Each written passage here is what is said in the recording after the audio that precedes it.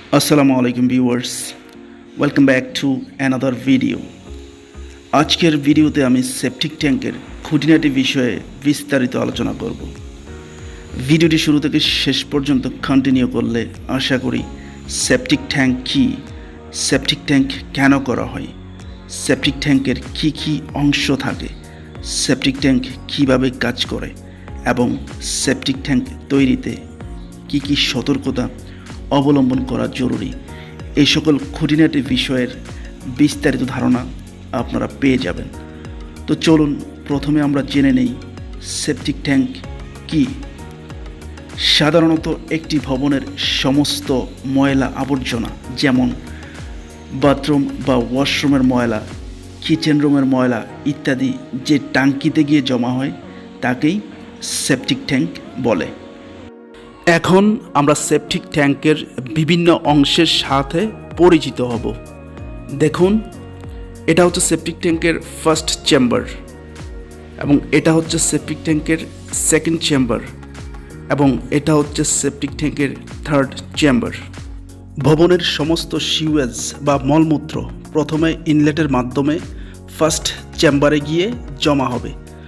তারপর first chamber হতে অপেক্ষাকৃত পাতলা সলিড সিওয়েজ বা ময়লা পার্টিশন ওয়ালের এই 2 ফিট বাই 2 ফিট পরিমাণ গ্যাপ বা পাকা দিয়ে দ্বিতীয় চেম্বারে জমা হবে। তারপর দ্বিতীয় চেম্বার হতে শুধুমাত্র তরল বজ্র পানি পার্টিশন ওয়ালের উপর দিয়ে তৃতীয় চেম্বারে জমা হবে। তারপর ওই পানি আউটলেটের ভিতর দিয়ে ড্রেন বা সুক অয়েলে গিয়ে পড়বে। এখন আমরা জানব সেপটিক ট্যাঙ্ক নির্মাণে কী কী সতর্কতা আপনাকে অবলম্বন করতে হবে। নাম্বার 1, সেপটিক ট্যাঙ্কের ভিতর কোনোভাবেই যাতে মেন স্ট্রাকচার যেমন ভীম, কলাম ইত্যাদি না থাকে সেদিকে লক্ষ্য রাখতে হবে। নাম্বার 2, সেপটিক ট্যাঙ্ক বিল্ডিংয়ের ভিতরে করলে বিল্ডিংয়ের মেঝে বরাবর উঁচু করলেই হবে, আর বিল্ডিংয়ের বাইরে করলে অবশ্যই মাটির লেভেল থেকে 2 থেকে 3 ফিট উঁচু করে নির্মাণ করতে হবে, না হলে বর্ষার সময় পানি আটকে দুর্গন্ধের সৃষ্টি হতে পারে। 3 নম্বরে, সেপটিক ট্যাঙ্কের গাঁথনি করার জন্য আপনাকে অবশ্যই 1 নম্বর ইট ব্যবহার করতে হবে। নিম্নমানের ইট ব্যবহার করলে সেপটিক ট্যাঙ্কের ভিতর যে বিষাক্ত গ্যাস উৎপন্ন হয় সে গ্যাসের বিরুদ্ধে টিকে থাকতে পারবে না, ফলে অল্প দিনের মধ্যেই গাঁথনির টেম্পার নষ্ট হয়ে যাবে। 4 নম্বরে, সেপটিক ট্যাঙ্কের 1 নম্বর চেম্বারের পার্টিশন ওয়ালে এভাবে আপনাকে 2 ফিট বাই 2 ফিট পরিমাণ একটি গ্যাপ রাখতে হবে, যেটা দিয়ে 1 নম্বর চেম্বার হতে অপেক্ষাকৃত পাতলা সলিড সিওয়েজ 2 নম্বর চেম্বারে প্রবেশ করবে। 5 নম্বরে, সেপটিক ট্যাঙ্কের 2 নম্বর চেম্বারের পার্টিশন ওয়ালের উপরের দিকে এভাবে 10 ইঞ্চি পরিমাণ জায়গা খালি রাখতে হবে, যেটা দিয়ে দ্বিতীয় চেম্বারের তরল বজ্র তৃতীয় চেম্বারে গিয়ে জমা হবে। 6 নম্বরে, ট্যাঙ্কের ইনলেট থেকে আউটলেট অবশ্যই 6 ইঞ্চি নিচে রাখতে হবে।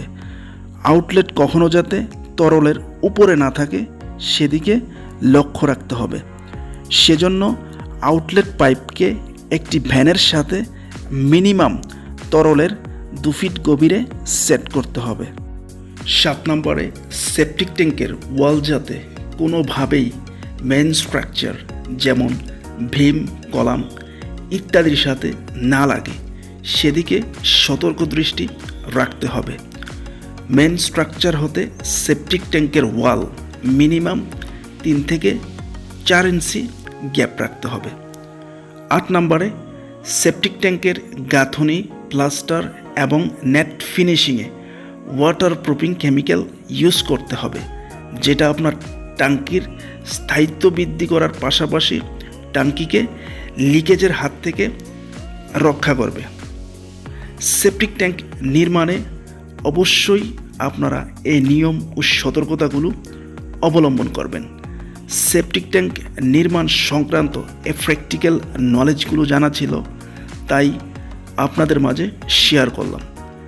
ইনফরমেশনে কোনো ধরনের ভুলভ্রান্তি হলে অবশ্যই ক্ষমাসুন্দর দৃষ্টিতে দেখবেন এবং কমেন্ট বক্সে আমাকে অবশ্যই কারেকশন করে দিবেন।